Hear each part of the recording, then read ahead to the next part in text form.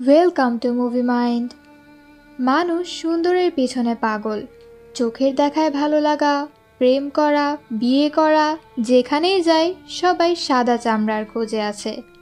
তবে তারা ভুলে যায় যে সবসময় এই সাদা চামড়া, সুন্দর মুখ আসল অর্থে সুন্দর হয় না। এর ভিতরে লুকিয়ে থাকে খুবই কালো কিছু জিনিস। কালো একটা মন। কখনো এই কালো মনের পেছনে থাকে কালো এক অতীত, আবার কখনো এই কালো মন মানুষ জন্মগতই পেয়ে নেয়। তাদের জন্মগত অভ্যাসই মানুষের ক্ষতি করা, মানুষকে হিংসা করা। আজ আমরা এমন এক নায়িকার গল্প জানব যে ছিল দেশের সেরা অভিনেত্রীদের একজন। তবে কালো অতীতের জন্য তার মনটাও ছিল খুবই কালো। তার জীবনের একমাত্র লক্ষ্য ছিল মানুষকে ব্যবহার করে উপরে ওঠা। এতে কার কি হয়ে গেল, কে মারা গেল, কে জেলে গেল, তার কিছু যায় আসে না। তবে এই মেয়েটাকে একটা ছেলে মন থেকে অনেক বেশি ভালোবাসতো। সেজন্যই তো মেয়েটার করা প্রত্যেকটা কাজ ভুল এটা জানা সত্ত্বেও ছেলেটা সবসময় অন্ধের মতো তাকেই ফলো করতো, তাকেই সাপোর্ট করতো আর তাকেই সাহায্য করে যেত। তবে এইসবের শেষ পরিণতি কি? ছেলেটা কি মেয়েটাকে আদৌ ভালো করতে পারবে, নাকি মেয়েটার কালো মনের অতীতে ছেলেটা নিজেই তলিয়ে যাবে? এসবের উত্তর জানতে হলে চলো আমরা ঘুরে আসি রিসেন্টলি মুক্তি পাওয়া কোরিয়ান সিরিজ ডিয়ার এক্স এর গল্প থেকে। ড্রামার শুরুতে আমরা ছোট্ট জিনকে দেখতে পাই, যাকে পুলিশ জিজ্ঞাসাবাদ করছিল। আর আমাদের কিছুদিন আগের ঘটনা দেখানো হচ্ছিল। আসলে কিছুদিন আগে জিনের মা মারা গিয়েছে। পুলিশ তাকে জিজ্ঞাসা করে, তোমার মা মারা যাওয়ার সময় তুমি কি সন্দেহজনক কিছু দেখেছো? জিন বলে, না, ওই দিনটা অন্য সব দিনের মতোই ছিল। মা কাজ থেকে অনেক ড্রিঙ্ক করে ফেরে আর আমাকে অনেক মারধর করে। মার থেকে বাঁচার জন্য আমি বাথরুমে গিয়ে লুকিয়ে পড়ি। তবে আমাদের তো স্ক্রিনে দেখানোই হচ্ছে এইসব ছিল মিথ্যা কথা। ওই দিন তার মা ড্রিঙ্ক করে এসে তাকে একটু মেরেই ঘুমিয়ে পড়েছিল। আর পাশে বসে জিন তার ক্ষতস্থানে ব্যান্ডেজ করছিল। আসলে জিনের মা জিনকে অত্যাচার করত মনের দুঃখে। জিনের বাবার সঙ্গে তার মায়ের সম্পর্ক মোটেই ভালো ছিল না, কারণ লোকটা কোনো কাজ করতো না, বেকার মানুষ। আর তাছাড়া তাদের পার্সোনাল ইস্যু তো আছেই। এই নিয়ে সবসময় তারা জামাই বউ ঝগড়া করত আর তার মা এসে জিনকে মারধর করত। যাই হোক, একটু পর জিনের বাবা বাড়িতে আসে। জিন বাবাকে বলে, মা আজকাল আমাকে খুবই মারধর করছে, তুমি কিছু করবে? তার বাবা বলে, আমিও তো তোমার মায়ের উপর অনেক বিরক্ত। তার কাছে আমি ডিভোর্স চাইছি, সে ডিভোর্সও দিচ্ছে না। এই বলে সে তার পা ধরে টানতে টানতে বাইরে নিয়ে যায়। সেদিন বাইরে অনেক বৃষ্টি হচ্ছিল। জিনের বাবা জিনের মাকে সিঁড়ি থেকে ফেলে দেয়। কিছু পড়ার আওয়াজ শুনে জিন বাইরে আসে আর বাবাকে বলে, তুমি কি মাকে ফেলে দিয়েছো? বাবা বলে, হ্যাঁ, কারণ আমি তার উপর অনেক বিরক্ত ছিলাম আর জানি তুমিও তার উপর খুবই বিরক্ত ছিলে। তাছাড়া আমি কিছুদিনের মধ্যেই তোমাকে একটা নতুন মা এনে দিব, যে কিনা অনেক বেশি বড়লোক হবে আর তোমাকে এইভাবে মারধরও করবে না। এই বলে সে চলে যায়। তখন জিন তার মায়ের কাছে যায়, যে কিনা তখনও জীবিত ছিল। সে জিনের কাছে সাহায্য চায়, তবে জিন এসব না শুনে চলে যাচ্ছিল। মা তাকে আবারও আটকানোর চেষ্টা করে, তবে জিন তার হাত ছাড়িয়ে দিয়ে ওখান থেকে চলে যায়। এইটুকু দেখেই আমরা বুঝতে পারি জিনের মনটা কতটা শক্ত হয়ে গিয়েছে। সে তার মাকে এই মরার হালে ফেলে চলে যাচ্ছে। যাই হোক, এবার আমাদের অনেক বছর পরের গল্প দেখানো হয়। জিন এখন কোরিয়ার একজন সাকসেসফুল অ্যাক্ট্রেস। সবাই তাকে অনেক ভালোবাসে। ব্যাকগ্রাউন্ড ভয়েসে বলা হচ্ছিল জিনের এই সাকসেসের পিছনে রয়েছে তারই বহু চালাকি আর কুকর্ম। সে মানুষদের ব্যবহার করতে অনেক পছন্দ করত, স্পেশালি তার টার্গেট ছিল ছেলেরা। জিন সরাসরি কাউকে না মারলেও দুইটা খুনের সাথে ইনডিরেক্টলি জড়িত ছিল। এবারে দুইজন কে আর এর সাথে জিনের কি সম্পর্ক তা আমরা গল্প সামনে আগালেই বুঝতে পারবো। আপাতত আমাদের 2016 সালে জিনের হাই স্কুল লাইফে নিয়ে যাওয়া হয়। স্কুলের সবাই জিনকে একটা শান্তশিষ্ট মেয়ে হিসেবে জানতো। একদিন জিন ক্লাসে বসে পড়ছিল, তবে বাকিরা সবাই স্কুলের একটা ম্যাডাম মিস কিমের জন্মদিন উদযাপনে ব্যস্ত ছিল। ওই সময় মিস কিমের ফিয়ান্সেও স্কুলে আসে। আসলে মিস কিমের আরেক জায়গায় অ্যাফেয়ার ছিল আর ওই ছবিগুলো কেউ স্কুলের ওয়েবসাইটে আপলোড করে দিয়েছে।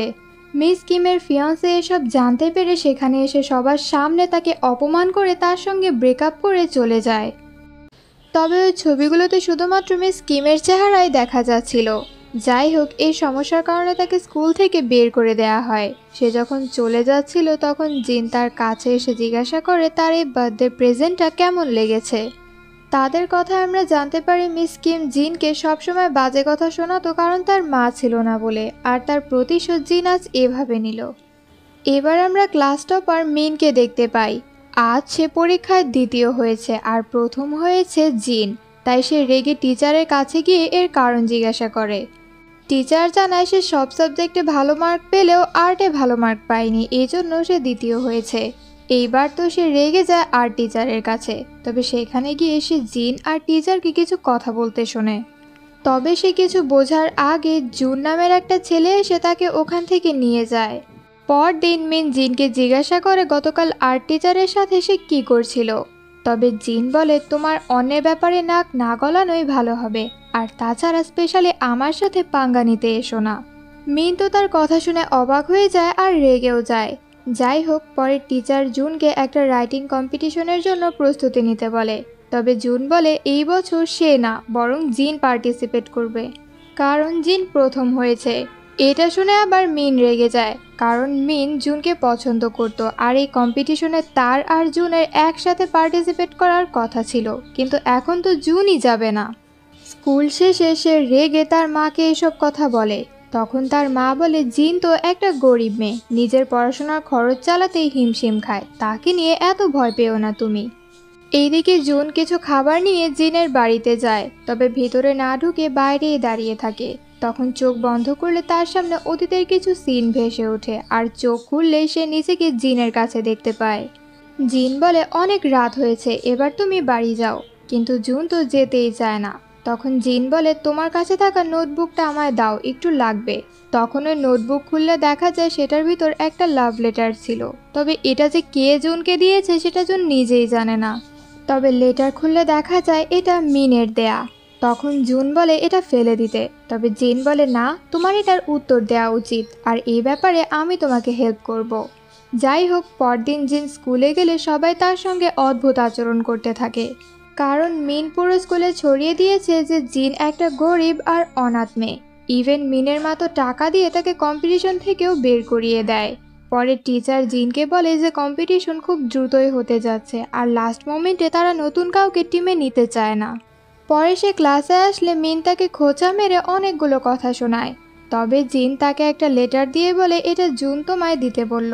লেটার খুললে দেখা যায় মিনের প্রপোজাল খুব অপমানের সাথে রিজেক্ট করা হয়েছে। একটু পর টিচার তাদের টিমকে ডেকে বলে যে এইবারের কম্পিটিশন থেকে তাদের স্কুলকে বাদ দেওয়া হয়েছে, কারণ কেউ কমপ্লেন করেছে যে এই স্কুলের স্টুডেন্টরা একে অপরের সাথে মিলেমিশে থাকতে পারে না। মিন তো রেগে তার মাকে কল করে সব কিছু বলে আর বলে সে জিনকে ছাড়বে না। তখনই জিন ওয়াশরুম থেকে বেরিয়ে আসে আর বলে আমাকে না ছাড়ার কি আছে, তুমি যেমন কর্ম করেছো তেমনই ফল পেয়েছো। আমি জানি আমার গরিব হওয়ার ব্যাপারটা তুমি স্কুলে ছড়িয়েছো, তবে এজন্য তোমাকে ধন্যবাদ। আমার বোরিং স্কুলটা এখন একটু এন্টারটেইনিং হবে। মিন তো আরও রেগে যায়। পরে কি মনে করে সে তার ওই রিজেকশন লেটারের সাথে জিনের নোটবুকের হাতের লেখা মিলায় আর বুঝতে পারে এটা জুনের না, জিনের কাজ। এদিকে আমরা জানতে পারি জিন স্কুলে একটা স্ক্যাম চালাতো। সে স্টুডেন্টদের টাকা ধার দিত, তবে নির্দিষ্ট মেয়াদ শেষ হয়ে গেলে ওই টাকা তাদের থেকে অনেক হ্যারাস করে তুলে নেওয়া হতো। তবে এই কাজগুলো সে নিজে করতো না, কিম নামের তার এক ক্লাসমেটকে দিয়ে করাতো। এদিকে মিন তো জিনের উপর এক বালতি পানি ছুঁড়ে মারে, কারণ জুনের বদলে সে তার লেটারের উত্তর দিয়েছে। তবে জিনও তো কম ছিল না, সেই ভেজা শরীরে ক্লাসে চলে আসে সবাইকে এটা দেখানোর জন্য যে সে কতটা অসহায় আর তাকে কিভাবে বুলি করা হয়।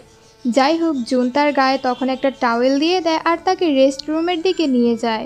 যাওয়ার সময় তাদের কিমের সাথে দেখা হয়। তবে কিমের সাথে জিন স্কুলে কোনো কথা বলে না, যেন স্ক্যামের জন্য সন্দেহ তার উপর না আসে। এখানে আমরা জানতে পারি জিন কিভাবে কিমকে পেয়েছিল। আসলে একদিন কিম একজনের সাথে ঝগড়া করতে না পেরে তার এয়ারপডসগুলো চুরি করছিল। তবে এটা জিন দেখে ফেলে, কিন্তু জিন বলে ভয় পেও না, আমি এ ব্যাপারে কাউকে কিচ্ছু বলবো না, কারণ তোমাকে আমার দরকার। পরে তাকে তার প্ল্যান বলে। কিমের আবার তার বাবার সাথে সম্পর্ক ভালো ছিল না, তাই সে টাকার জন্য জিনের প্ল্যানে রাজি হয়ে যায়। বর্তমানে কিম ক্লাসে বসে তার আর জিনের হওয়া কনভারসেশনগুলো দেখছিল। তার ফোনে জিনের নাম বস দিয়ে সেভ করা। তখনই টিচার তার কাছে একটা হিসাবের খাতা দেখতে পায় আর সেটা তার কাছে চাইতে থাকে, কারণ হতে পারে এটা স্ক্যাম রিলেটেড কিছু ছিল, আর আসলেও এটা স্ক্যামের হিসাবের খাতায় ছিল। তো কিন্তু এটা টিচারকে কিছুতেই দিবে না, তাই সে ক্লাস থেকে পালিয়ে যায়। তবে ভুলে তার ফোনটা ক্লাসে পড়ে যায়, আর মিন সেটা উঠিয়ে নেয়। আর লক না থাকায় সে কিমের ইনবক্সও দেখে ফেলে। তবে যেহেতু সেখানে বস লেখা ছিল, তাই সে বুঝতে পারে না যে এটা জিনেরই নাম্বার ছিল। পরের দিন জিন একটা ক্লাসমেটের কাছ থেকে জানতে পারে সে যখন ক্লাসে ছিল না তখন কিমের সাথে কি হয়েছে। এটা শুনে তো সে একটু ঘাবড়ে যায়, কারণ যত যাই হোক এসবের মাস্টারমাইন্ড তো সে নিজেই। তখনই সে কিমকে খুঁজতে বেরিয়ে পড়ে। ওই সময় কিম তার সামনে এসে বলে, একবার তুমি আমার উপকার করেছিলে আর এবার তোমার নাম না বলে আমি তোমার উপকার করলাম, শোধবোধ। এখন আমি তোমার হয়ে আর কাজ করতে চাই না। জিন তাকে জড়িয়ে ধরে। কিমের মতো একটা গুটি হারানো যাবে না। সে কিমকে বলতে থাকে, ক্যামের ব্যাপারে আমি কোনো পরোয়া করি না, তুমি যে ঠিক আছো এতেই আমার শান্তি। তাছাড়া তাকে এও বলতে থাকে যে তার আর তার বাবার সম্পর্ক ভালো না হলেও সে সবসময় কিমকেই সাপোর্ট করে যাবে। কিম তো এসব শুনে গলে যায় আর বলে, আমিও সবসময় তোমার পাশে থাকবো। পাশ থেকে আবার মিন এই কথাগুলো শুনে সন্দেহ করে যে স্ক্যাম আবার তারা দুজন মিলে চালায় কিনা। উপর থেকে আবার তাদের জুনও দেখছিল। আসলে জিনের সমস্ত কর্মকাণ্ডের উপর সবসময় জুনের নজর থাকত। পরের দিন মিন কিমের ফোন দিয়ে জিনকে কল করে। জিনও সেটা রিসিভ করে, আর এভাবেই মিন শিওর হয়ে যায় যে ওই বসটা জিনই ছিল। সে জিনকে বলতে থাকে, তুমি এত খারাপ কাজ করো, ভাবো তো যদি এদের স্কুলের সবাই জেনে যায় তাহলে তোমার সাথে কি হবে। তখনই সেখানে জুন আসে আর মিনকে ডেকে নিয়ে যায়। এখানে এসে মিনকে বলে, তুমি তো জানোই যে ওই চিঠিটার উত্তর আমি তোমাকে দেইনি, তাহলে শুনে রাখো আমিও তোমাকে পছন্দ করি। তো এবার আমরা কি রিলেশনে যেতে পারি? মিন রাজি হয়ে গেলে জুন বলে, তবে আমার একটা শর্ত আছে, এখন থেকে তুমি আর জিনকে বিরক্ত করতে পারবে না। মিন তো এক কথাই রাজি হয়ে যায়। পরদিন এক ম্যামের বিয়ে উপলক্ষে ক্লাসে টাকা ওঠানো হচ্ছিল। জিন টাকা দিতে চাইলে মেয়েটা টাকা নেয় না, কারণ সে জানতে পেরেছে জিন গরিব। তখন জিন বলে, এইসব গুজবে তুমি কান দিও না, তোমরা কি জানো এই ম্যামের কার সাথে বিয়ে হতে যাচ্ছে? কানে কানে সে তাকে হাজব্যান্ডের নাম বলে দেয়। এদিকে মিন তার বান্ধবীদের বলে তার আর জুনের রিলেশনের কথা। বান্ধবীরা তো অবাক হয়ে যায়। তারা জানে জিন আর জুন হলো বেস্ট ফ্রেন্ড, আর জিনের সাথে মিনের সম্পর্ক ভালো না। জুন কিভাবে বেস্ট ফ্রেন্ডের শত্রুর সাথে রিলেশন করবে? মিন রেগে বলে, আমরা দুজনই রিলেশন নিয়ে সিরিয়াস, আমার সামনে আর কোনো দিনও ওই জিনের নাম নেবে না তোমরা। পরে সে খুশি খুশি ক্লাসরুমে এসে লকার খুলতে গেলে জিন ওটার পাসওয়ার্ড দেখে নেয় আর পরে কিমকে সেটা পাঠিয়ে দেয়। আসলে তারা মিনের জন্য বড় একটা ফাঁদ তৈরি করছিল। পিটি ক্লাসে যাওয়ার সময় জুন মিনকে বলে, তুমি পেট ব্যথার বাহানা করে পিটি ক্লাস থেকে বেরিয়ে এসো, পরে আমরা স্কুলের এক খালি ক্লাসে বসে মজার মজার গল্প করতে পারবো। মিন তো খুশি খুশি রাজি হয়ে যায়। পরে সে পিটি ক্লাসে গিয়ে পেট ব্যথার বাহানা করে ছুটিও নিয়ে নেয়। এইদিকে জিন আসে আর্ট টিচারের কাছে। এদিকে মিন ক্লাসে পৌঁছে যায়। বোর্ডে লেখা ছিল, এই লেখাটা মুছে তুমি আর্ট রুমের দিকে চলে আসো। মিনও এই লেখাটা মুছে আর্ট রুমের দিকে যেতে শুরু করে। তখনই লুকিয়ে থাকা কিম বেরিয়ে আসে আর জিনকে মেসেজ করে বলে মিন আর্ট রুমের দিকে যাচ্ছে। এরপর সে ক্লাসের কিছু জিনিস ওলট পালট করে দেয় আর ওই উঠানো টাকাগুলো নিয়ে সে মিনের লকারের ভেতর রেখে দেয়। এইদিকে মেসেজ পাওয়ার পর জিন আর্ট টিচারকে বলে, আমি আপনাকে কিছু একটা বলতে চাই, তবে অনেক নার্ভাস ফিল করছি, আপনি কি আমার হাতটা ধরবেন? তখনই মিন আর্ট রুমের দিকে আসে আর দেখতে পায় টিচার জিনের হাত ধরেছে আর ট্রু লাভ ফিলিংস নিয়ে কথা বলছে। সে তো খুশি খুশি ভেবে নেয় সে জিনের আরও একটা সিক্রেট ধরে ফেলেছে। এইদিকে জুনকে দেখি সে ক্লাসের একটা ছেলেকে ব্যস্ত রাখছিল। আসলে এই ছেলেটার কাছে দায়িত্ব থাকে যখন ক্লাস খালি থাকে সেটার উপর নজর রাখার। যাই হোক, পিটি শেষে সবাই ক্লাসে এসে দেখে সব জিনিস ওলট পালট করা। তখন ওই টাকা তোলা মেয়েটা বলে ওঠে তার কাছে থাকা টাকাগুলো এখন আর নেই। সবার ওই সমস্ত স্টুডেন্টদের উপর সন্দেহ হয় যারা আজকে পিটি ক্লাসে ছিল না। তাদের মধ্যে একজন তো মিনও ছিল। তারা জানতে পেরেছে পেট ব্যথার বাহানা করে আসলেও সে মেডিকেল রুমে না গিয়ে ক্লাসে এসে পড়েছে, তাই সবাই তাকে সন্দেহ করতে থাকে। মিন তো রেগে তার ব্যাগ দেখিয়ে বলে, দেখো আমার এখানে কোনো টাকা নেই। তখন কিম এসে বলে, কেউ চুরি করে টাকা কি ব্যাগে রাখবে? সবার উচিত তার লকার চেক করা। তবে মিন তো তার লকার খুলতে দিবে না, কারণ লকারের ভিতর কিমের ফোন আছে। তখন কিম লাথি মেরে লকারের তালা ভেঙে দেয়। ওই সময় জিন আর জুনও ক্লাসে চলে আসে। কিম লকার থেকে তার ফোন বের করে বলে, এই ফোনটা আমি অনেক দিন ধরে খুঁজছিলাম, তাহলে তুমি এটা চুরি করেছো? মিন বলে, এটা আমি চুরি করব কেন, এটা আমি কুড়িয়ে পেয়েছি, আর তুমি তো স্কুলে আসছিলে না, তাই বলে এটা আমি আমার কাছে রেখে দিয়েছি। কিম তখন টাকা বের করে বলে, তাহলে এগুলোও কি তুমি কুড়িয়েই পেয়েছিলে? মিন তো নিজেও অবাক হয়ে যায়, এগুলো তার লকারে কি করে আসলো। ক্লাসের কিছু স্টুডেন্টস তো এগুলোর ভিডিও করছিল, আর কেউ তো অনেক রেগে পুলিশও ডাকতে বলছিল।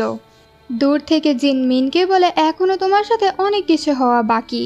মিন তো এসবে অনেক বেশি রেগে যায়, আর আতঙ্কে পড়ে যায়। সে জিন আর আর্ট টিচারের সম্পর্কের কথা ক্লাসের সবাইকে বলে দেয়, যে সে আজকে তাদের দুজনকে একসাথে প্রেম করতে দেখেছে। আর এই কারণেই তো আর্ট টিচার জিনকে বেশি নাম্বার দিয়ে প্রথম বানিয়ে দিয়েছে, যেখানে সে সবসময় প্রথম হয়ে আসে। আর তাছাড়া জিন কিমের সাথে মিলে স্কুলে স্ক্যামও চালায়। কিম বলে, তুমি যে এসব বলছো এর কোনো প্রমাণ আছে? মিন বলে, আছে তো, তোমার ফোনে আমি তোমাদের দুজনের চ্যাটিং দেখেছি। কিম বলে, তাহলে বের করে দেখাও সবাইকে। তবে মিন সেখানে কোনো চ্যাটিংই খুঁজে পায় না, পাবেই বা কিভাবে? কিম তো এসব ডিলিট করে পরেই ফোনটা তার লকারে রেখেছিল। ওই সময় টিচাররাও ক্লাসে চলে আসে।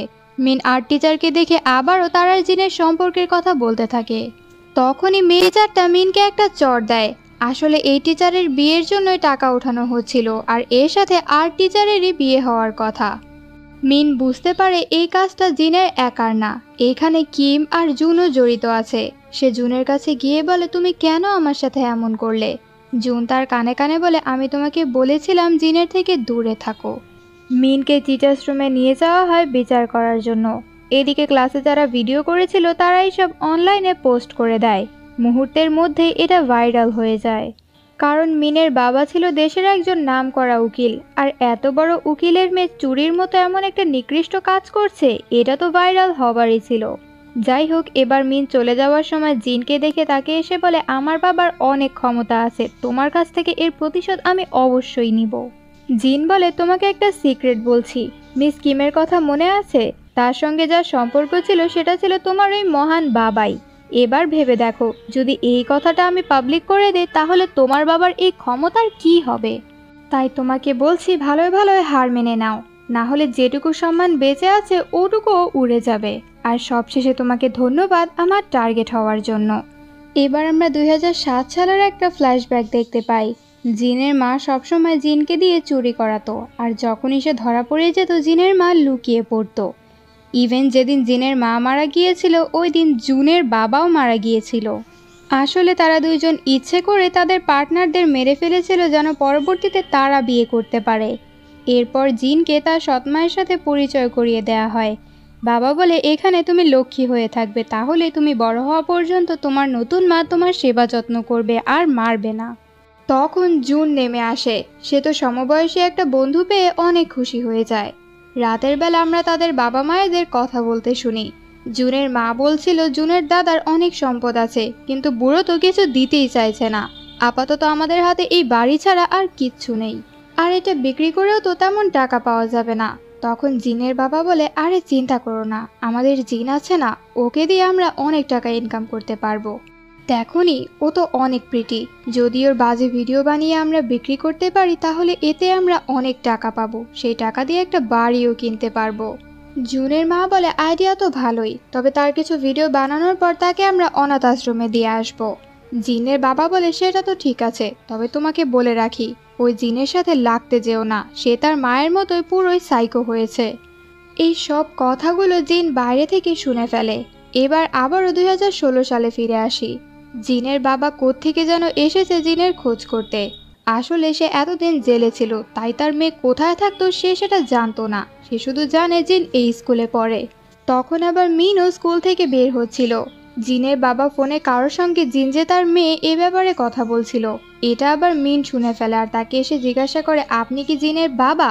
লোকটা হ্যাঁ বললে সে তাকে নিয়ে স্কুলের ভিতরে চলে যায়। এইদিকে কিম আর জিনকে দেখি। কিম আসলে মিনের লকার থেকে তার ডায়েরি চুরি করেছিল। এই ডায়েরির মাঝে ক্লাসের সব স্টুডেন্টদের নাম ছিল, আর নামের পাশে ABC গ্রেড ছিল। যারা ধনী তাদের নামের পাশে A, আর যারা গরিব তাদের নামের পাশে C। তখনই এক ফ্রেন্ড জিনকে কল করে বলে তার বাবা স্কুলে এসে ঝামেলা করছে। জিন তো এটা শুনেই দৌড় দেয়। এদিকে স্টুডেন্টরা তো জিনের বাবাকে দেখে অবাক হয়ে যায়, কারণ সবাই জানতো জিন অনাথ, আর তাছাড়া তার বাবা এমন কেন। তখনই আবার জুন সেখানে চলে আসে আর তার বাবার কাছে এসে বলে, বাবা আপনি এখানে কি করছেন? এটা শুনে সবাই তো আরো কনফিউজড হয়ে যায়। এটা আসলে কার বাবা, জুনের নাকি জিনের? জুন জিনের বাবাকে টাকার লোভ দেখিয়ে ওখান থেকে বের করে নিয়ে যায়। দূর থেকে জিন এইসব দেখছিল, তার চোখে পানি চলে আসে। যাবার সময় তার হাত থেকে মিনের ডায়েরিটা পড়ে যায়। এটা আবার কিছু স্টুডেন্টসদের হাতে পড়ে। তারা যখন ডায়েরিতে তাদের নামের পাশে হাবিজাবি গ্রেডস দেখে, তারা তো অনেক বেশি রেগে যায় মিনের উপর। এইদিকে জুন টাকা উঠিয়ে জিনের বাবাকে দিয়ে দেয়, যেগুলো দূর থেকে জিনও দেখছিল। তখনই আবার মিডিয়া ইন্ডাস্ট্রির একজন মহিলা যার নাম ম্যারি, তার নজর পড়ে জিনের উপর। এদিকে জুন জিনের বাবাকে বলে, আপনি কখনো আর জিনের খোঁজে এদিকে আসবেন না। তখন বাবা বলে, কেন আসবো না, ও তো আমার নিজের মেয়ে হয়। জুন বলে, আমি জানতাম টাকা পাওয়ার পরও আপনি এমনটাই বলবেন, তাই আপনাকে অর্ধেক টাকা দিয়েছি, বাকি টাকা দিব জিনের গ্র্যাজুয়েশনের পর। বাবা বলে, আমি বুঝতে পারছি না কেন ওই জিনের জন্য তোমার এত মায়া হচ্ছে। তোমাদের তো রক্তের সম্পর্কও নেই, শুধুমাত্র কিছু দিনের জন্য সৎ ভাই বোন ছিলে। যাবার সময় সে জিনকে দেখে তার মাথায় হাত বুলিয়ে দিয়ে ওখান থেকে চলে যায়।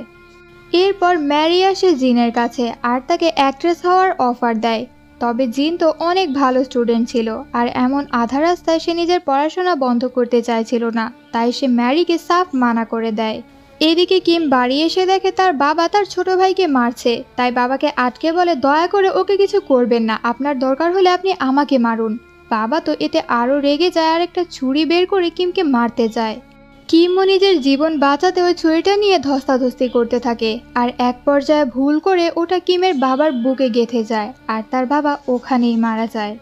এদিকে ওই স্টুডেন্টগুলোর সাথে মিনের দেখা হয়ে যায়। তারা মিনকে একটা সাইডে নিয়ে বলে, আমরা গরিব বলে আমরা কি এতই নিকৃষ্ট? তুমি আমাদের সাথে থেকে আমাদের ব্যাপারে এসবই ভাবতে? মিন তো বাঁচার জন্য তাদের টাকা দেওয়ার চেষ্টা করে। তারা টাকাগুলো তো নেয়, তবে মিনকে ছাড়ে না, তাকে ধরে অনেক মারধর করে। এইদিকে কিম তার আন্টিকে কল করে বলে, আমার ভাই আপনার কাছে পৌঁছে গিয়েছে তো? আন্টি বলে, হ্যাঁ সে তো এসেছে, তবে কি হয়েছে, তাকে দেখে এমন কেন লাগছে?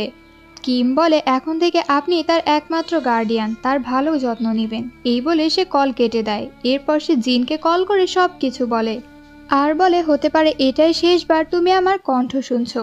আমি ওই লোকটাকে মেরে ফেলেছি, কিন্তু আমার কোনো গিল্টি হচ্ছে না। তবে আমি আইন ভেঙেছি, তাই পুলিশের কাছে গিয়ে সারেন্ডার করব। জিন বলে, না না, তুমি এমনটা করো না, তুমি বরং পুলিশের কাছে গিয়ে অনেক গিল্টি হচ্ছে এমন ভান করবে, আর তাদের বোঝাবে যে তোমার বাবা তোমাকে মারতে চেয়েছিল, নিজেকে বাঁচাতে তুমি এমনটা করেছো, তাহলে তারা তোমার উপর মায়া করে শাস্তি কম দিবে। যাই হোক, পরদিন মিন এসে তার সমস্ত জিনিসপত্র নিয়ে স্কুল থেকে একেবারের জন্য চলে যায়। আর এর পর থেকে জিনদের স্কুল লাইফ ভালোই কাটতে থাকে। ধীরে ধীরে তাদের গ্র্যাজুয়েশনও কমপ্লিট হয়ে যায়। 2018 সালের সিন দেখি। জিনদের আজ রেজাল্ট দেয়া হবে। দেখা যায় সে অনেক ভালো রেজাল্ট করেছে আর দেশের বড় একটা ল ইউনিভার্সিটিতেও চান্স পেয়েছে। তারা দুজন তো অনেক বেশি খুশি হয়ে যায়। পরে জুন তার দাদার কাছে এসে বলে, আমার একটা ফ্রেন্ড আছে যে অনেক ভালো একটা ভার্সিটিতে চান্স পেয়েছে, তবে তার অ্যাডমিশন নেওয়ার মতো অত টাকা নেই, তাই আপনি আমাকে কিছু টাকা ধার দিন যেন আমি তাকে পড়তে সাহায্য করতে পারি। দাদা বলে, তুমি আমাকে এই টাকা ফেরত কিভাবে দিবে? জুন বলে, আমি কোনো একটা পার্ট টাইম জব করে আপনাকে এই টাকা ফিরিয়ে দিব। দাদা বলে, থাক, লাগবে না, তুমি তো জানোই চিকিৎসার জন্য আমি কিছুদিন পর পরই জাপান যাই। দুদিন পরেও আমি জাপানে যাব 3 দিনের জন্য, তখন তুমি আমার সাথে যেও আমাকে সেবা করার জন্য। জুন তো খুশি খুশি রাজি হয়ে যায়। সন্ধ্যায় সে জিনের সাথে দেখা করে আর তাকে বলে, জানো আমার দাদা ডিসাইড করেছে এই বছর সে কিছু ব্রিলিয়ান্ট স্টুডেন্টদেরকে ফ্রি স্কলারশিপ দিবে, আর তাদের মাঝে তুমিও একজন।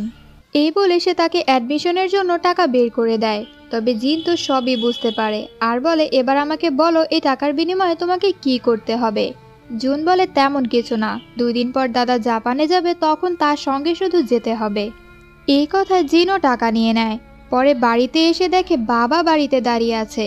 বাবা বলে, আমি পুরো ঘরটা তন্ন তন্ন করে খুঁজেও একটা পয়সাও পাইনি, আমার টাকার দরকার। এই বলে সে জিনের ব্যাগে হাত দেয়। জিন তো কিছুতেই টাকা দিবে না। এটাতে জিনের বাবা রেগে গিয়ে তাকে ফেলে একের পর এক সমানে লাথি দিতে থাকে। জিন তো অনেক বেশি আহত হয়ে যায়। তবে ওই লোকটা তো জিনকে এই অবস্থায় ফেলে টাকাগুলো নিয়ে চলে যায়। এবার আমাদের একটা ফ্ল্যাশব্যাক দেখানো হয়। একদিন রাতে জুন এসে জিনকে ডেকেছিল আর বলেছিল, আমার অনেক জ্বর এসেছে, আমাকে একটু হেল্প করো। জিন বলে তুমি তোমার মায়ের কাছে যাও। জুন বলে গিয়েছিলাম, তবে মা বলেছে আমার নাকি কিছুই হয়নি, আমি যেন গিয়ে ঘুমিয়ে পড়ি, কিন্তু আমি তো কিছুতেই ঘুমাতে পারছি না। জিন বলে তাহলে আমার কাছে এসো, দেখি আমি কি করতে পারি। বাচ্চা মানুষ যেমনটা বোঝে আর কি। পানি এনে সে জুনের মাথায় জলপট্টি দিতে থাকে। কথায় কথায় সে তাকে বলে তোমার মা তোমার সাথে এমনটা কি করে করতে পারে, সে কি তোমাকে ভালোবাসে না? জুন বলে না, মা তো আমাকে অনেক ভালোবাসে। পরে সে জিনকে তাদের একটা ফ্যামিলি ফটো দেখায়, যেখানে তার বাবা মায়ের পাশাপাশি আরও একটা লোক ছিল। জিন জিজ্ঞাসা করে এটা কে? জুন বলে এটা হচ্ছে আমাদের ড্রাইভার। চালাক জিন বুঝতে পেরে যায় ওই ড্রাইভারই হচ্ছে জিনের আসল বাবা। পরদিন সে জুনের মাকে গিয়ে বলে গতরাতে জুন আমাকে একটা ছবি দেখিয়েছে, যেখানে আমি দেখলাম ড্রাইভারের সাথে তার চেহারাটা অনেক সুন্দর মিলছে। এতে তো আপনি বুঝতেই পারছেন যে আমি কি মিন করছি। একবার ভাবুন, জুনের দাদা যদি জানতে পারে জুন তার আসল নাতি নয়, তাহলে আপনার কি হবে? জুনের মা তো অবাক হয়ে যায় আর বলে এমন পিচ্চি একটা বাচ্চা হয়ে তুমি আমাকে হুমকি দিচ্ছ? জিন বলে আমি আপনাকে হুমকি দিচ্ছি না, শুধু বলছি আমি এই কথাটা কাউকে বলবো না। এর বিনিময়ে আমাকে অনাথ আশ্রমে পাঠাবেন না, আর আমার জন্য অবশ্যই নতুন কিছু ড্রেস কিনে আনবেন। রাতে সে নতুন ড্রেস পরে জুনের কাছে যায় আর তাকে বলে তুমি জানো, আমার মনে হয় তোমার মা তোমাকে একটুও ভালোবাসে না, না হলে কিভাবে তুমি যখন অসুস্থ ছিলে সে তোমার একটুও পরোয়াই করলো না। এরকম আরও উল্টাপাল্টা কথা বলতে থাকে সে জুনের মায়ের ব্যাপারে। এসব শুনে তো এবার জুনেরও মনে হতে থাকে যে তার মা তাকে আসলে ভালোবাসে না। কথাগুলো আবার বাইরে থেকে জুনের মা শুনতে পায়, আর তখনই জিনের বাবাকে কল করে বলে তোমার মেয়েকে তুমি এখান থেকে নিয়ে যাও, ওই সাইকোটা তো আমার ছেলেকে আমার বিরুদ্ধে দাঁড় করাচ্ছে।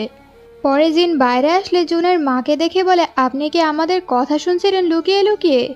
যাই হোক, আপনি যদি আমার বিরুদ্ধে কোনো পদক্ষেপ নেওয়ার চেষ্টা করেন তাহলে কিন্তু আমি জুনকে বলে দিব যে তার আসল বাবা কে। জুনের মা আর সহ্য করতে পারে না, এই পিচ্চির কত বড় সাহস, একের পর এক তাকে ব্ল্যাকমেল করেই যাচ্ছে। সে জিনকে উঠিয়ে নিয়ে যেতে থাকে। যাওয়ার সময় জিন ইচ্ছে করে একটা ল্যাম্প ফেলে দেয় যেন এর আওয়াজে জুন বাইরে আসে। আর ঠিক এমনটাই হয়। জুন বাইরে এসে দেখতে পায় তার মা জিনকে বাথটবে ডুবিয়ে মারার চেষ্টা করছে। মা জুনকে দেখে থেমে যায়। ঠিক এই সিনটাই জুন সবসময় নিজের ভিশনে দেখত। যাই হোক, এই সুযোগে জিন উঠে জুনকে নিয়ে পালাতে থাকে আর বলে তুমি এখনই একটা অ্যাম্বুলেন্সে কল করে বলো একটা মেয়ে উপর থেকে পড়ে গিয়েছে। এই বলে সে জুনকে নিচে রেখে উপরে চলে যায়। জুনও এমনটাই করে। তখনই তার চোখের সামনে দিয়ে জিন ছাদ থেকে পড়ে যায়। জুন তো অনেক বেশি অবাক হয়ে যায়। পরের সিনে আমরা জিনকে হসপিটালে দেখতে পাই। বাইরে জিনের বাবা জুনের মার সঙ্গে ঝগড়া করে বলছিল আমি তো বলেছিলাম তোমাকে তার ভালো করে খেয়াল রাখতে। এখন তো তার মুখে আঁচড় পড়ে গিয়েছে আর সারা শরীরে ব্যান্ডেজ লাগানো, এখন আমরা কিভাবে তার ভিডিও বানাবো? জুনের মা বলে রাখো তোমার ভিডিও, আমার এসব কিছু চাই না, তুমি শুধু তোমার সাইকো মেয়েকে নিয়ে আমাদের থেকে দূরে চলে যাও। জুন তো তখন জিনের কান চেপে ধরে যেন সে এই কথাগুলো শুনতে না পায়। জিন বলে আমার ব্যথায় তুমি কেন কান্না করছো? জুন বলে কারণ তুমি আমার অনেক ভালো একটা বন্ধু। তাছাড়া আমি তোমার নোটবুকে দেখেছি তুমি লিখেছো যে সবাই তোমাকে খালি টর্চার করে আর কষ্ট দেয়, আর তুমি চাও আমি যেন সবসময় তোমার সাথে থাকি। তবে আসলে তো এই জিন ইচ্ছা করে ছাদ থেকে লাফ দিয়েছে যেন তারা তার ভিডিও করতে না পারে, আর ডায়েরিতেও ওগুলো ইচ্ছা করে লিখেছে যেন জুনকে সে ইমোশনালি তার সাইডে নিয়ে আসতে পারে। আর তার প্ল্যান তো সফলও হয়েছে। এবার প্রেজেন্টে চলে আসি। আজও জিন হসপিটালে ভর্তি ছিল। আসলে তার বাবা তাকে মেরে চলে যাওয়ার পর জুনই তাকে এখানে নিয়ে এসেছে। তার জ্ঞান ফিরলে জুন বলে আজ 3 দিন পর তার জ্ঞান ফিরল, এখন তার কেমন লাগছে? এইটা শুনে তো জিন অবাক হয়ে যায় আর একটা কল করে জানতে পারে তার ভার্সিটির অ্যাডমিশনের দিন পার হয়ে গিয়েছে। সে তো অনেক বেশি কষ্ট পায়। তখনই আবার এক ফ্রেন্ড তাকে কল করে বলে তাদের গ্র্যাজুয়েশন উপলক্ষে স্কুলে একটা পার্টি রাখা হয়েছে, সেও যেন ওখানে চলে আসে। পরদিন একটা বুকে হাতে জিন ওখানে পৌঁছে যায়, তবে সবাই মজা করলেও সে কোনো মজাই করতে পারে না। বাবার জন্য তার এত বছরের স্বপ্ন মাটি হয়ে গেল। এদিকে গ্র্যাজুয়েশন পার্টিতে জুনের মাও এসেছিল। সে জুনকে বলে এই গ্র্যাজুয়েশন উপলক্ষে তার দাদা তাকে কিছু বলেছে কিনা। আসলে তো সে জানতে চাইছিল গ্র্যাজুয়েশন উপলক্ষে জুনের দাদা জুনকে কিছু গিফট টিফট করেছে কিনা যা সে হাতাতে পারে। তবে তখন পাশ দিয়ে জিনকে যেতে দেখে জুন তো তার মাকে কোনো রকম গাড়িতে বসিয়ে তার পিছু পিছু যায়। তখনই তারা দেখতে পায় একটা লোক একটা চোরকে ধরেছে। আসলে এই লোকের ক্যাফে থেকে ওই চোরটা কিছু চুরি করে পালাচ্ছিল। তাকে দেখে জিন মনে মনে বলতে থাকে, গডকে অনেক ধন্যবাদ এই লোকটাকে আমার সামনে আনার জন্য, আমার জীবনে একটা নতুন সুযোগ পাঠানোর জন্য।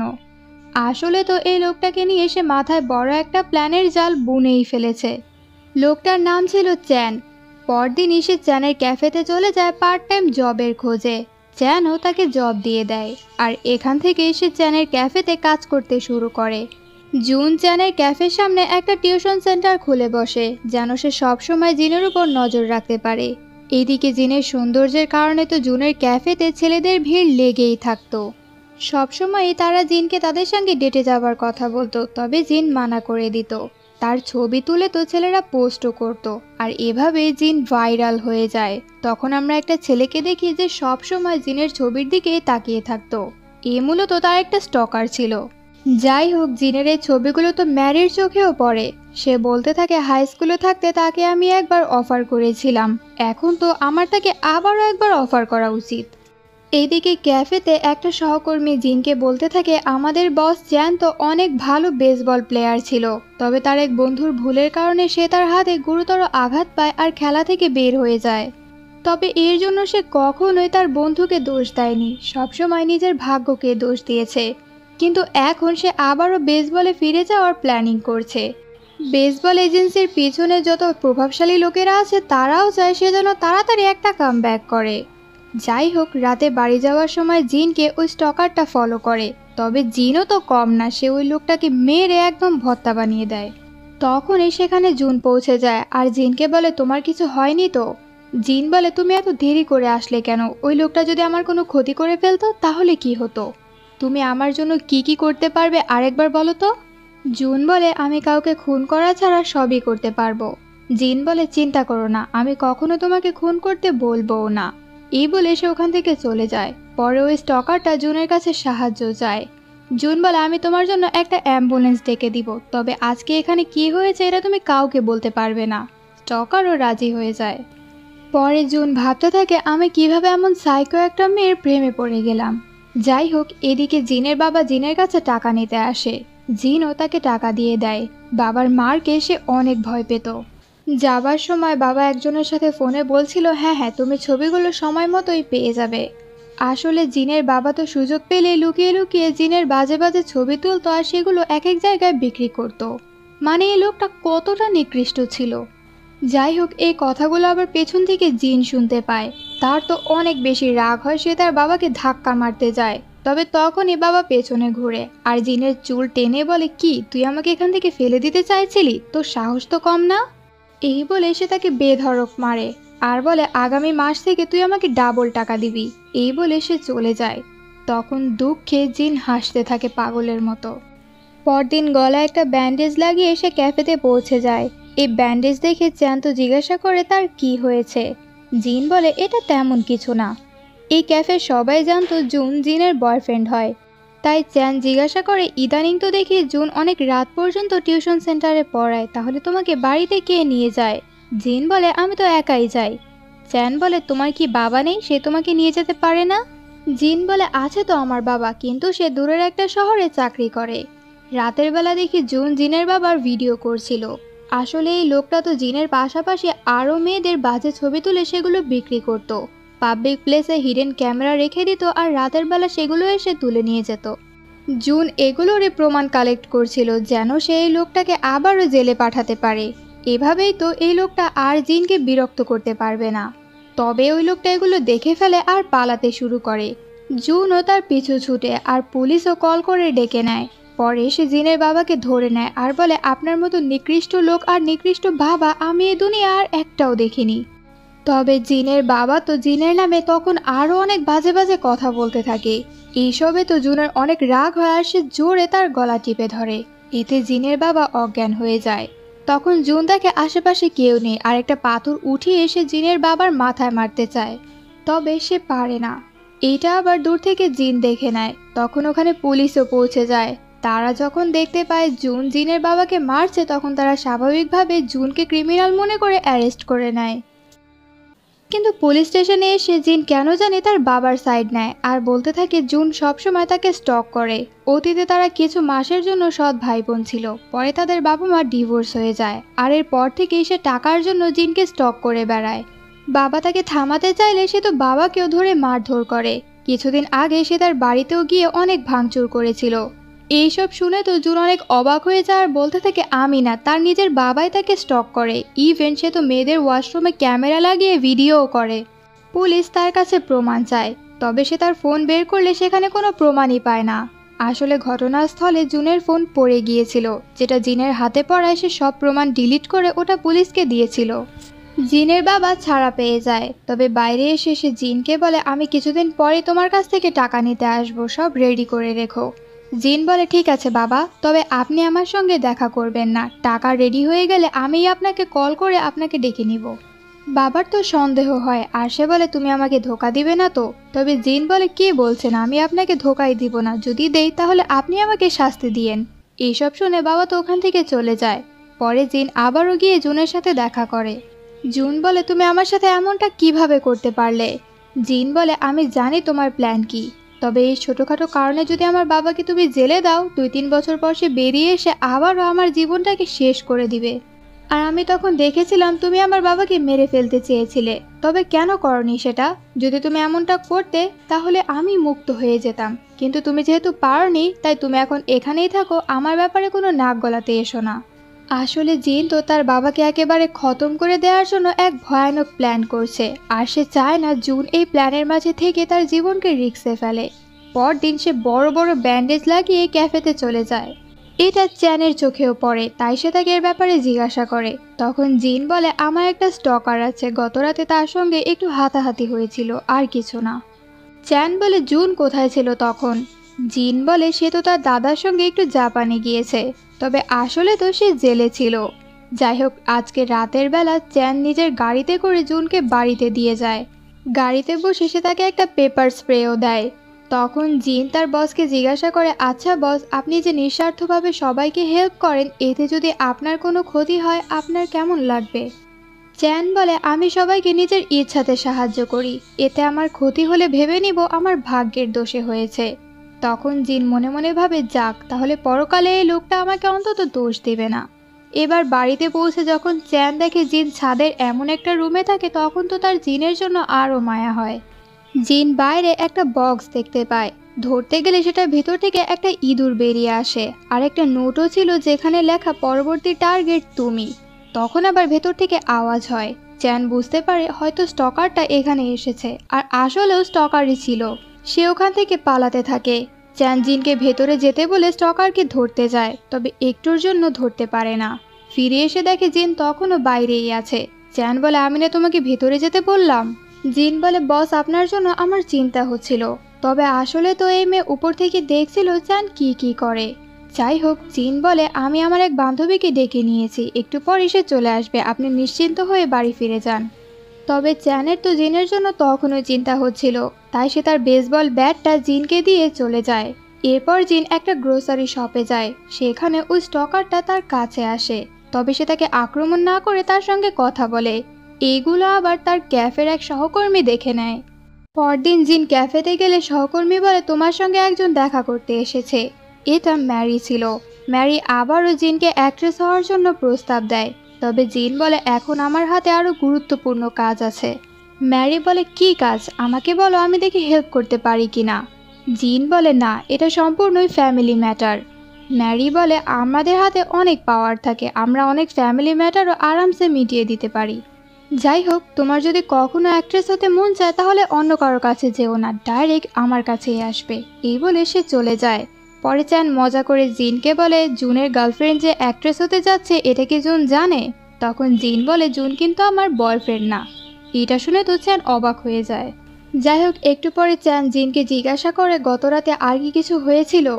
জিন বলে না, তেমন কিছু হয়নি, আমি তো ভয়ে আমার বান্ধবীর বাসায় চলে গিয়েছিলাম, তবে সকালে ফিরে এসে দেখি কেউ দরজা ভেঙে ভেতরে ঢুকে সব ওলট পালট করে দিয়েছে। তবে আমরা ফ্ল্যাশব্যাকে দেখি এসব তো জিনের নিজেরই কাজ ছিল। যাই হোক, চ্যান বলে জুন কি এসব জানে? জিন বলে না, আমি তাকে জানাইনি, একটা দিনেরই তো ব্যাপার, এই জন্য তাকে চিন্তা দিয়ে কী লাভ। কালকে এসে জাপান থেকে ফিরে আসবে। চ্যান বলে তাহলে এক কাজ করো, আজকের রাতটা তুমি আমার বাসায় থেকে যাও। একটা মিটিংয়ের জন্য আমাকে একটু দূরে যেতে হবে, তাই তুমি আরামসে আমার বাসায় থাকতে পারবে। এইদিকে জিনের বাবা জিনের বাড়িতে পৌঁছে যায় আর দেখতে পায় সব কিছু ওলটপালট করা। সে একটা লাইট জ্বালিয়ে ওখানেই বসে পড়ে। এইদিকে চ্যান একটা ট্যাক্সি করে জিনকে তার বাসায় যাওয়ার জন্য বলে দেয় আর তাকে বাড়ির পাসওয়ার্ডটাও বলে দেয়।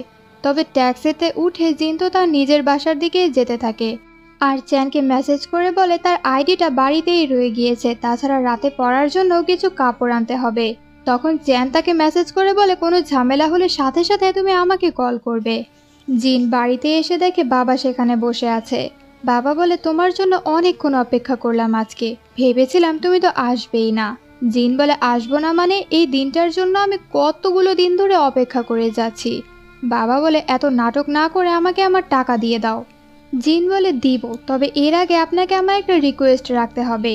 এই টুপিটা আমি আমার প্রথম মাসের স্যালারি দিয়ে কিনেছি, আমি চাই আমাদের দুজনের মাঝে সব সম্পর্ক যেন ভালো হয়ে যায়। এইসব বলে সে তার বাবাকে ওই টুপিটা পরিয়ে দেয় আর তাকে জড়িয়ে ধরে। পরে সে তাকে টাকার ব্যাগটা এনে দেয়, তবে ব্যাগের ভেতরে তো টাকার বদলে ছেঁড়া পত্রিকা ছিল। এগুলো দেখে তো তার বাবা অনেক রেগে যায়। জিন তখন হাসতে হাসতে বলে আপনি কি ভেবেছিলেন এত সহজে আপনাকে আমি টাকা দিয়ে দেব? বাবা, আপনার আমার সাথে আর যা করতে মন চায় আপনি করতে পারেন। এর মধ্যেই সে আবার চ্যানকে কল করে রেখেছিল। চ্যান ওটা রিসিভ করলে এই মারামারির আওয়াজ শুনে তখনই জিনের বাসায় আসার জন্য বেরিয়ে পড়ে। আজ আবার জুনও জেল থেকে ছাড়া পেয়ে যায়। সে জিনকে কল করলে জিন ওটা রিসিভ করে না। এদিকে তো তার মার খেতে খেতে অবস্থা অনেক খারাপ হয়ে যাচ্ছিল। সে মনে মনে বলতে থাকে এই দিনের জন্য আমি অনেক অপেক্ষা করেছি, এই মার আমাকে আজ সহ্য করতেই হবে। এটা করলে আমি এই জাহান্নাম থেকে মুক্তি পেয়ে যাব। তার অবস্থা তো অনেক বেশি খারাপ ছিল। তার বাবা এটা দেখে হেসে বলে তোমাকে তো মরা যাবে না, তোমার মাধ্যমে তো আমার এখনো বহু টাকা ইনকাম করা বাকি। এ বলে সে চলে যাচ্ছিল, তবে জিন তার পা শক্ত করে ধরে রাখে। এতে তো তার বাবা রেগে তাকে আবারও মারতে থাকে, তার গলায় পাড়া দিয়ে ধরে। তখন জিন নাটক করে বলে আমি আপনাকে টাকা দিয়ে দিব। এই বলে সে বাথরুমের দিকে ইশারা করে। বাবা মনে করে বাথরুমে টাকা রাখা আছে, তাই সে ওখানে খুঁজতে চলে যায়। এই সুযোগে জিন পেপার স্প্রে বের করে তার বাবার মুখে স্প্রে করে দেয়। আসলে তো সে কোনো মতে তার বাবাকে এখানে আটকে রাখতে চাইছিল, তবে এতে তো তার বাবা আরো বিরক্ত আর তাকে আরো মারতে থাকে। জিন তো কোনো মতে লাইটের প্লাগটা টেনে খুলে ফেলে, যেন অন্ধকারে চ্যান ভালো করে দেখতে না পায়। চ্যানও সেখানে পৌঁছে যায় আর জিনের বাবার মাথায় ওই স্টকারের মতো টুপিটা দেখে মনে করে এটাই হতে পারে স্টকার, আর সে তার বাবার সঙ্গে মারামারি শুরু করে দেয়। এক পর্যায়ে সে তো রেগে গিয়ে ওই বেসবল ব্যাটটা তুলে জিনের বাবার মাথায় মেরে দেয়। এতে তো তার মাথা ফেটে সমানে রক্ত বের হতে থাকে। এটা দেখে তো চ্যান ভয় পেয়ে ওখান থেকে চলে যায়। তখন ওই বেসবল ব্যাটটা তুলে নিয়ে জিন তার বাবাকে বেধড়ক মাথার মধ্যে বাড়ি দিতে থাকে। জুনও ততক্ষণে সেখানে পৌঁছে যায় আর চ্যানের এই অবস্থা দেখে বুঝতে পারে যে জিন যেই প্ল্যানটাই করেছিল সেটা সফল হয়েছে। একটু পরে দেখি জিন বাইরে আসে আর অ্যাম্বুলেন্সে কল করে বলে আপনারা তাড়াতাড়ি আসুন, আমার বাবা মরে যাচ্ছে। পরে সে গিয়ে তার বাবার পাশে শুয়ে পড়ে। বাবা তখনও জীবিত ছিল। জিন বলতে থাকে আমি ভাবতে পারিনি আপনি এখনও বেঁচে আছেন। আপনার জন্যই আমার শৈশবটা নষ্ট হয়েছে আর আমি এমন পাগল হয়ে গিয়েছি, আপনাকে তো এর শাস্তি পেতেই হতো। তার বাবা কিছু বলতে না পেরে তার সামনে ছটফট করতে করতে মারা যায়। একটু পর সেখানে পুলিশ চলে আসে আর জিনের সাক্ষীতে চ্যানকেও অ্যারেস্ট করা হয়। আজকের পার্ট এখানেই শেষ করছি। তোমাদের কি মনে হয় জিন আর কতজনকে স্যাক্রিফাইস করবে তার প্রতিশোধ নেয়ার নাম করে? আজকে তো সে চ্যান নামের এই লোকটার জীবনটা ধ্বংসই করে দিল কোনো কারণ ছাড়াই। যাই হোক, ড্রামাটা তোমাদের কাছে কেমন লাগছে কমেন্ট করে জানিও। পার্সোনালি আমার কাছে তো এটা অনেক ভালো লাগছে। এই মেয়ের মাথায় বহুত বুদ্ধি আছে আর সামনে তো এ আরও অনেক ভয়ানক ভয়ানক কাজ করবে নিজের উদ্দেশ্য হাসিলের জন্য। তো ওইসব কি তোমরা দেখতে চাও? যদি উত্তর হয় হ্যাঁ, তাহলে এখনই চ্যানেলটাকে সাবস্ক্রাইব করে দাও আর কমেন্টে লিখো কন্টিনিউ। আমি তো সবসময় পার্ট পার্ট করে ড্রামা দেওয়ার সময় তোমাদের ওপিনিয়নের উপর নির্ভর করেই কাজ করি, কারণ তোমাদের কারণেই তো আমার চ্যানেলটা চলছে। তোমরাই যদি কোনো ভিডিও দেখতে না চাও সেটা আমি আর এনে কী করব। তবে আমি নিজেই এবার রিকোয়েস্ট করছি একটু কন্টিনিউ লিখে দিও, কারণ আমি নিজেও চাইছি এই ড্রামাটাকে শেষ করতে, তোমাদের সাথে মিলে পুরোটা গল্প দেখতে।